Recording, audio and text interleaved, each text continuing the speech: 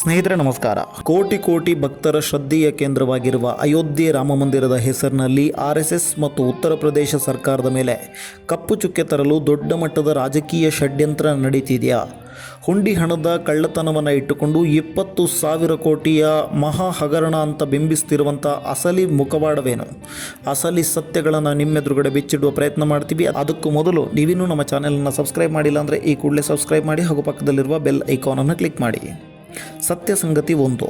June ಆರಂಭದಲ್ಲಿ ದೇವಸ್ಥಾನದ ಸಂಕೀರ್ಣದಲ್ಲಿ ಪತ್ತೆಯಾದ ಒಂದು ಸಣ್ಣ ನಗದಿನ ಬ್ಯಾಗನ್ನು ಆಧರಿಸಿ ಟ್ರಸ್ಟ್ ತಕ್ಷಣವೇ ತನಿಖೆಗೆ ಆದೇಶವನ್ನು ಕೊಡ್ತು.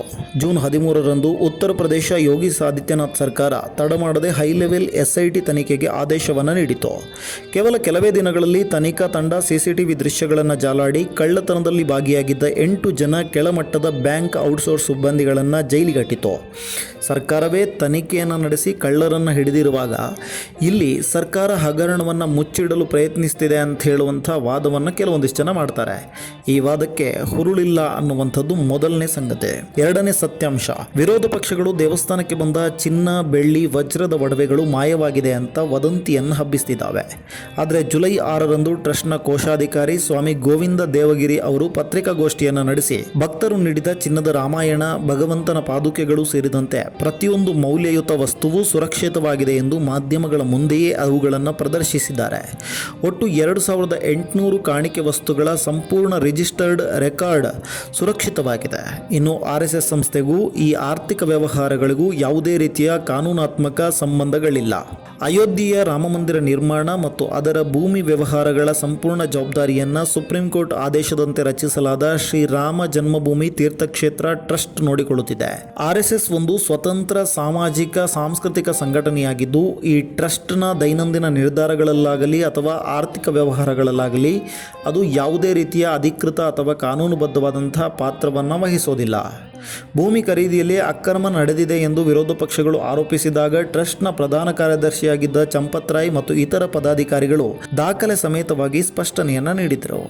ಮುಕ್ತ ಮಾರುಕಟ್ಟೆ ದರ ಮತ್ತು ಒಪ್ಪಂದದ ನಿಯಮಗಳ ಪ್ರಕಾರವೇ ವ್ಯವಹಾರ ನಡೆದಿದೆ ಎನ್ನುವುದನ್ನು ಅವರು ತಿಳಿಸಿದರು.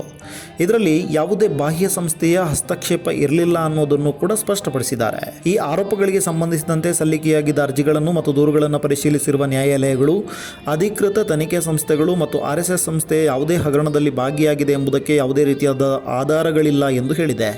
ಕಾನೂನಿನ ದೃಷ್ಟಿಯಲ್ಲಿ ಆರೋಪಗಳು ಸಾಬೀತಾಗದ ಹೊರತು ಅವು ಕೇವಲ ರಾಜಕೀಯ ಹೇಳಿಕೆಗಳಾಗಿ ಉಳಿಯುತ್ತೆ. ಟ್ರಸ್ಟ್ನ ಎಲ್ಲ ಆರ್ಥಿಕ ವ್ಯವಹಾರಗಳು ಕೂಡ ಬ್ಯಾಂಕಿಂಗ್ ಚಾನೆಲ್ಗಳ ಮೂಲಕ ಡಿಜಿಟಲ್ ರೂಪದಲ್ಲಿಯೇ ನಡೆದಿದೆ ಮತ್ತು ಅವುಗಳ ಆಡಿಟಿಂಗ್ ಪ್ರಕ್ರಿಯೆಯು ನಿಯಮಾನುಸಾರವಾಗಿ ನಡೆಯುತ್ತವೆ. ಈ ಯಾವುದೇ ಆರ್ಥಿಕ ವಹಿವಾಟುಗಳಿಗೂ RSS ನಿಧಿಗೂ ಯಾವುದೇ ರೀತಿಯ ಸಂಬಂಧವಿಲ್ಲ. ಆದರೆ ದೇಶದಲ್ಲಿ ಒಂದಿಷ್ಟು ಜನ ಇದನ್ನು RSS ಜೊತೆಗೆ ಲಿಂಕ್ ಮಾಡೋದಕ್ಕೆ ಟ್ರೈ ಮಾಡ್ತಾ ಇದ್ದಾರೆ. ಇದರ ಹಿಂದೆ ಷಡ್ಯಂತ್ರ ಅಡಗಿದೆ ಅನ್ನೋದನ್ನು ಬಿಟ್ಟು ಬೇರೇನು ಹೇಳೋದಕ್ಕೆ ಸಾಧ್ಯ ಇದೆ? ಕೆಲವು ಬ್ಯಾಂಕ್ ಸಿಬ್ಬಂದಿಗಳು ಮತ್ತು ದೇವಸ್ಥಾನದ ಒಳಗಿದ್ದಂತಹ ಕೆಲವರು ಮಾಡಿದಂತಹ ಈ ಕಳ್ಳತನವನ್ನು ಇಡೀ ವ್ಯವಸ್ಥೆಯೇ ಹಗರಣ ಹಾಳಾಗಿ ಹೋಗಿದೆ ಅಂತ ಬಿಂಬಿಸೋದಕ್ಕೆ ವಿರೋಧ ಪಕ್ಷಗಳು ಹವಣಿಸ್ತಾ ಇದೆ. ರಾಮ ಮಂದಿರಕ್ಕಾಗಿ ನಡೆದ ಆಂದೋಲನದ ಸಂದರ್ಭದಲ್ಲಿ ಮುಂಚೂಣಿಯಲ್ಲಿದ್ದ RSS ಮತ್ತು ಕಾನೂನು ಸುವ್ಯವಸ್ಥೆ ಕಾಪಾಡಿದ UP ಸರ್ಕಾರಕ್ಕೆ ಜನಪ್ರಿಯತೆ ಸಿಗುತ್ತಿರುವುದನ್ನು ಸಹಿಸದ ಕೆಲವು ಶಕ್ತಿಗಳು ಭಕ್ತರ ಮನಸ್ಸಿನಲ್ಲಿ ಅನುಮಾನದ ಬೀಜ ಬಿತ್ತಲು ಈ ಸುಳ್ಳು ವದಂತಿಗಳನ್ನು ವ್ಯವಸ್ಥಿತವಾಗಿ ಹರಡುತ್ತಿವೆ. ನಿಜವಾದ ಭಕ್ತರಿಗೆ ಗೊತ್ತು, ರಾಮನ ಸನ್ನಿಧಿಯಲ್ಲಿ ತಪ್ಪು ಮಾಡಿದವರಿಗೆ ಆ ಪ್ರಭು ಶ್ರೀರಾಮನ ಶಿಕ್ಷೆಯನ್ನು ನೀಡುತ್ತಾನೆ. ಈಗಾಗಲೇ ತಪ್ಪಿತಸ್ಥರು ಜೈಲು ಪಾಲಾಗಿದ್ದಾರೆ. ಆದರೆ ರಾಜಕೀಯ ದುರುದ್ದೇಶಕ್ಕಾಗಿ ಇಡೀ ಹಿಂದೂ ಸಂಘಟನೆ ಮತ್ತು ಯೋಗಿ ಸರ್ಕಾರವನ್ನು ಗುರಿ ಮಾಡ ಹೊರಟಿರುವ ಈ ಷಡ್ಯಂತ್ರ ಯಶಸ್ವಿಯಾಗಲು ದೇಶದ ಜಾಗೃತ ನಾಗರಿಕರು ಬಿಡೋದಿಲ್ಲ. ಸತ್ಯ ಯಾವತ್ತೂ ಸೂರ್ಯನಷ್ಟೇ ಪ್ರಖರ. ಜೈ ಶ್ರೀರಾಮ್.